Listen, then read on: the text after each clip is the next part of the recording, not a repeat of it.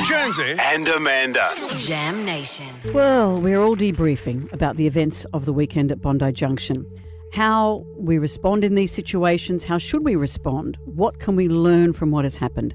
Scott Taylor is a security expert. He's trained alongside the world's leading security experts, including the former head of the FBI Behaviour Unit. Scott, hello. Just lean into your microphone there a bit better. There we are. We're in a new studio this morning. And a beautiful studio it is. Are you on? There you go, he's on. There we are. Scott, you were in Bondi Junction yesterday and you spoke with people who'd been part of what went down. How are they all going? Yeah, I mean, when you were there on site, you were seeing people coming in. It was the first time they had to physically reconcile with what had occurred. So you saw that they would come in and it would physically hit them. They would stop and they'd see the crime tape around the areas that they'd normally go on a weekend. So, I mean, people are hurting. We took a call from someone earlier who I thought made a really interesting point. We talk about the heroism of people on the day, and it's very easy for some people maybe to feel, did I do enough? But just surviving a day like that is doing enough. Oh, 100%. I mean, the thing is, I know we'll talk about the heroism of the people that responded, but for their parents to be able to, under that level of stress and duress, to make some smart decisions and to be calm and to evacuate the families the way they did is straight courage.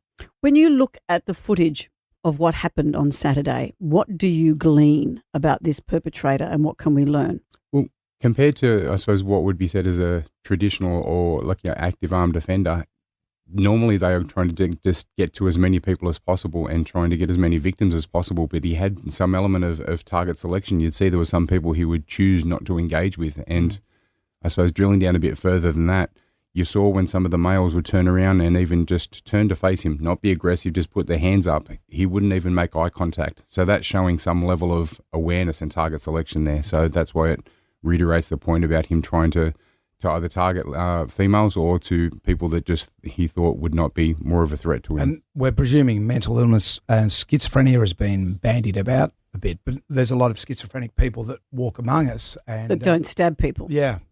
And the other thing, even the presence of mind with things like, you see some of the footage when he's on the escalator, he's got his hand on the handrail. He's making some elements of conscious decisions there. He's had some mental presence about the things that he's done. And I think that's some of the other thing that's been a bit more jolting for people about that he appeared calm in some of the footage that we've seen.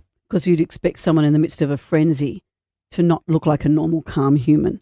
Yeah, that's correct. And the thing is, the whole process, that occurs, and with the response processes that we talk about as well, we say in these type of circumstances that you want to try and we go through escape, hide, tell, and the whole process about that is slowing down people's access to get to more people, and because that is traditionally what will happen. And like I said, it was just different behaviour than what you would expect from that type of frenzied or crazed attack.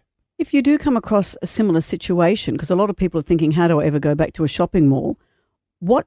Is there something we can be thinking of to be useful?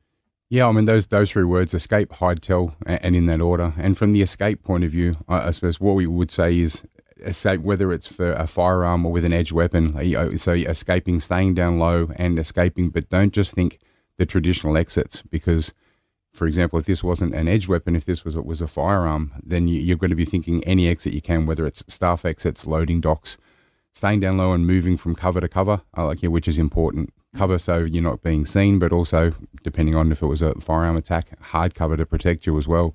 So I know it's not the sort of thing that we would like to think about, but the other thing I think that's important is about being aware, situational and environmental awareness. I mean, sadly, we're just not generally aware of what occurs around us. That's why they've got text while walking lanes in various countries, because people are watching their phones, not what's around them. And have you found, like I have, just people just are not engaged with their walking around? I saw a kid the other day just on his phone, just walking across the street, and I'm thinking, you're not aware of anything. But at the mall, that's the pleasure of being at the mall. Yeah, but is you can leave your brain in a jar. That's what's disappeared from this. But I don't think you can be like that. Can we not live like that, Scott? Yeah, I mean, I suppose the way that I would like things to be is that we don't have to live like that. But the fact that I think there's a key element of awareness here, and so I recommend things like walk around with one headphone, not two. So you're actually aware and of what's going on around you. Look up from your devices. As much for the good relationship and dynamic, if you're looking up, you're more aware, you're seeing things going on, you're having better communications, but you're also picking up if there's some negative things occurring around you. Because you saw sometimes there that I think the footage that's being shown regularly about when the offender is going through the area and approaches a couple of people, it's the kids that you see turn and see first just at the end of that frame before even the parents are more aware. Wow. So after this horrendous event, what do we come away with? I mean, firstly, I think what we need to come away is the focus that under pressure, some people, that the bravery of people, and not just the first responders, the everyday person there. And probably something that's really stuck with me and with everybody is the photo of the father leaving with the two kids, and he's covered their eyes and ears. That's showing mental presence, not just about let me get you out of here, but let me try and protect you from every sensory element of what's occurred. I think the other thing I think to take out of this is that, unfortunately, regardless of, I know there's going to be some talk about the mental illness, is that there's also some people whose moral compass isn't aligned with ours, and that's hard to reconcile.